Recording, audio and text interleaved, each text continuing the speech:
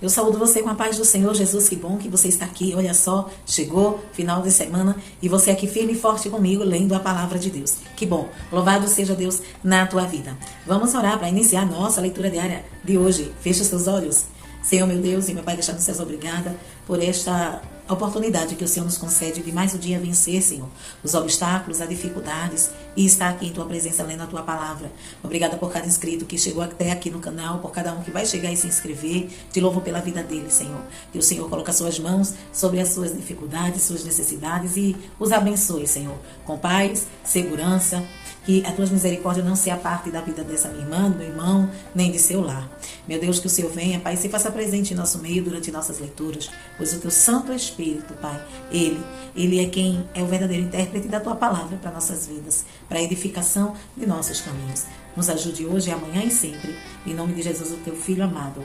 Amém e amém. Amém? As nossas leituras diárias de hoje estão em Isaías, capítulos 36 e 37, Salmos 123, 1 Coríntios, capítulo 10.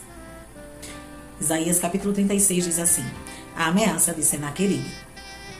No 14º ano do reinado de Ezequias, Senaqueribe, rei da Assíria, atacou todas as cidades fortificadas de Judá e se apossou delas. Então de Laquis, o rei da Síria, enviou seu comandante com um grande exército a Jerusalém ao rei Ezequias. Quando o comandante parou no aqueduto do açude superior, na estrada que leva ao campo do lavandeiro, o administrador do palácio Eliaquim, filho de Ilquias, o secretário Sebna e o arquivista real Joá, filho de Asaf, foram ao encontro dele. E o comandante do campo falou: digam a Ezequias: assim diz o grande rei, o rei da Síria, em que você está baseando essa sua confiança? Você diz que tem estratégia e força militar, mas não passam de palavras vãs. Em quem você confia para rebelar-se contra mim? Pois veja, agora você está confiando no Egito, aquela cana esmagada, que fura a mão de quem nela se apoia. Assim é o faraó, o rei do Egito, para com todos os que dele dependem. E se você me disser: no Senhor, o nosso Deus, confiamos, não são dele os altos e os altares que Ezequias removeu, dizendo a Judá e a Jerusalém: vocês devem adorar aqui diante deste altar? Faça agora um acordo com o meu Senhor, o rei da Síria. Eu lhe darei 2.000 cavalos, se você puder pôr cavaleiros neles. Como então você poderá repelir um só dos menores oficiais de meu senhor, confiando que o Egito lhe dará carros e cavaleiros. Além disso, você pensa que vem atacar e destruir essa nação sem o Senhor? O próprio Senhor me mandou marchar contra essa nação e destruí-la. Então Eliaquim, Sebna e Joá disseram ao comandante: por favor, fala com os teus servos em aramaico, pois entendemos essa língua. Não fales hebraico, pois assim o povo que está sobre os muros entenderá. O comandante, porém, respondeu: pensam que o meu senhor mandou dizer essas coisas só a vocês e ao seu senhor, e não aos homens que estão sentados no muro? Pois como vocês, eles terão que comer as próprias fezes e beber a própria urina. E o comandante se pôs em pé e falou alto, em hebraico: ouçam as palavras do grande rei, o rei da Síria. Não deixe que Ezequias os engane, ele não poderá livrá-los. Não deixe Ezequias convencê-los a confiar no Senhor, quando diz: certamente o Senhor nos livrará. Esta cidade não será entregue nas mãos do rei da Assíria. Não dê atenção a Ezequias. Assim diz o Senhor, assim diz o rei da Assíria: venham fazer as pazes comigo. Então cada um de vocês comerá de sua própria videira e de sua própria figueira e beberá água de sua própria cisterna, até que eu os leve a uma terra como a de vocês, terra de cereal e de vinho, terra de pão e de vinhas. Não deixe que Ezequias os engane quando diz que o Senhor os livrará. Alguma vez o Deus de qualquer nação livrou sua terra das mãos do rei da Síria? Onde estão os deuses de Amate e de Arpade? Onde são os deuses de Sefarvaim? Eles livraram Samaria de minhas mãos? Quem dentre todos os deuses dessas nações conseguiu livrar a sua terra? Como então o Senhor poderá livrar Jerusalém das minhas mãos? Mas o povo ficou em silêncio e nada respondeu, porque o rei terá esta ordem: não lhe respondam. Então o administrador do palácio, Eliaquim, filho de Ilquias, o secretário Sebna e o arquivista Joá, filho de Asaf, com as vestes rasgadas, foram contar a Ezequias o que dissera o comandante. Capítulo 37. Predito e livramento de Jerusalém. Quando o rei Ezequias soube disso, rasgou suas vestes, vestiu pano de saco e entrou no templo do Senhor. Depois enviou o administrador do palácio, Eliaquim, o secretário Sebna e o chefe dos sacerdotes, todos vestidos de pano de saco, ao profeta Isaías, filho de Amós, com essa mensagem. Assim diz o Senhor: hoje é dia de angústia, de repreensão e de vergonha, como quando uma criança está a ponto de nascer e não há forças para dar à luz. Talvez o Senhor, o seu Deus, ouça as palavras do comandante do campo, a quem o seu Senhor, o rei da Síria, enviou para zombar do Deus vivo. E que o Senhor, o seu Deus, o repreenda pelas palavras que ouviu. Portanto, ore pelo remanescente que ainda sobrevive. Quando os oficiais do rei Ezequias vieram a Isaías, este lhe respondeu: diga ao seu Senhor, assim diz o Senhor: não tenha medo das palavras que você ouviu, da blasfêmia que os servos do rei da Síria falaram contra mim. Porém nele um espírito, para que quando ouvir uma certa notícia, volte à sua própria terra, e ali farei com que seja morto a espada. Quando o comandante de campo soube que o rei da Síria havia partido de Laquis, retirou-se e encontrou o rei lutando contra Libna. Ora, Senaqueribe foi encontrado de que Tiraca, o rei de Etiópia, saíra para lutar contra ele. Ele foi informado disso.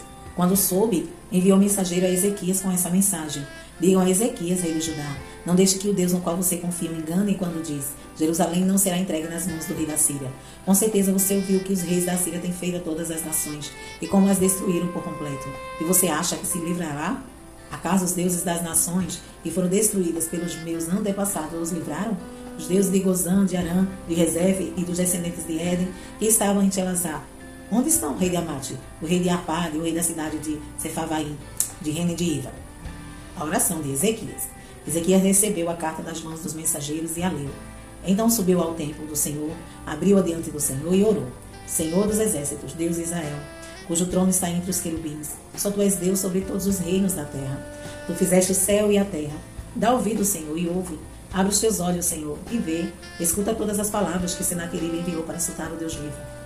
É verdade, Senhor, que os reis da Assíria fizeram de todas essas nações e de seus territórios um deserto.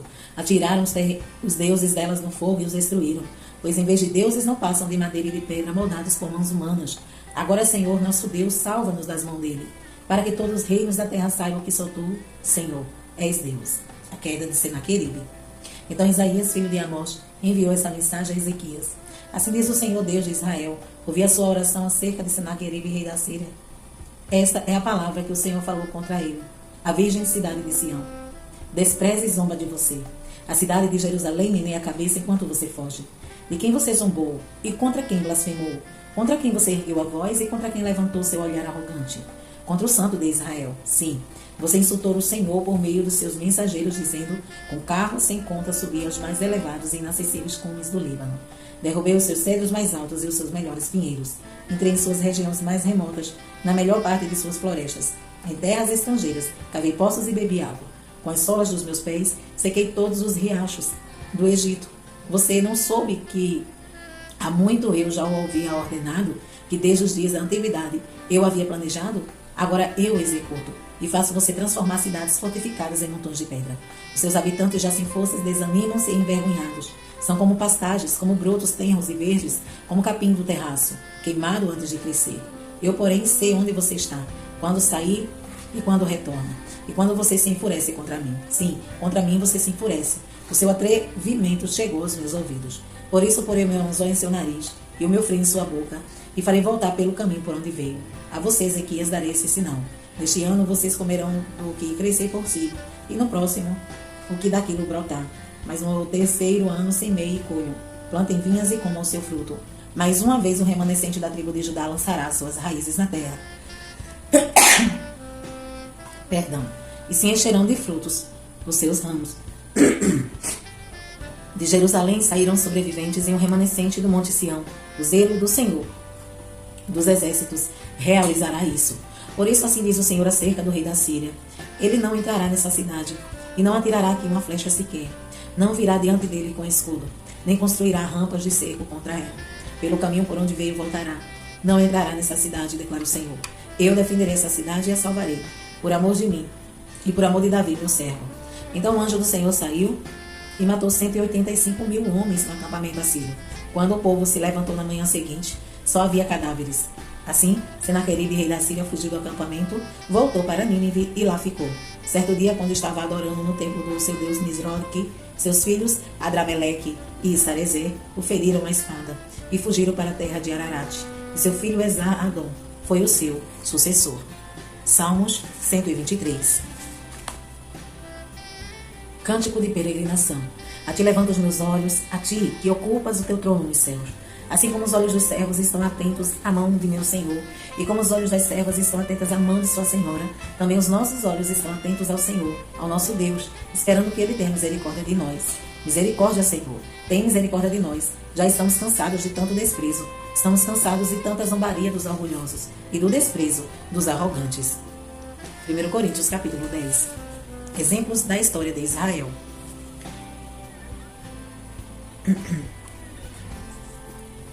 Porque não quero, irmãos, que vocês ignorem o fato de que todos os nossos antepassados estiveram sob a nuvem e todos passaram pelo mar. Em Moisés, todos eles foram batizados na nuvem e no mar. Todos comeram do mesmo alimento espiritual e beberam da mesma bebida espiritual, pois bebiam da rocha espiritual que os acompanhava, e essa rocha era Cristo. Contudo, Deus não se agradou da maioria deles, por isso seus corpos ficaram espalhados no deserto. Essas coisas ocorreram como exemplos para nós, para que não cobicemos coisas más, como eles fizeram.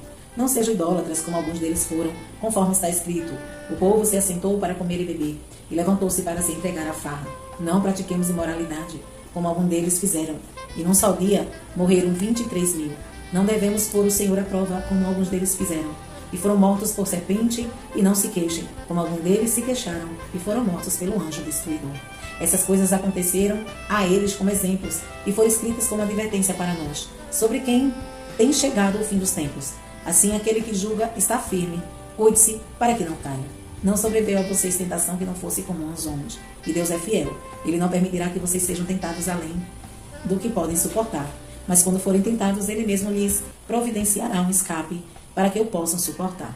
As festas idólatras e a ceia do Senhor. Por isso, meus amados irmãos, fujam da idolatria. Estou falando às pessoas sentadas.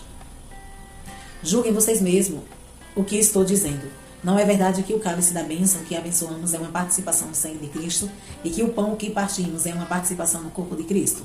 Como há somente um pão, nós, que somos muitos, somos um só corpo, pois todos participamos de um único pão.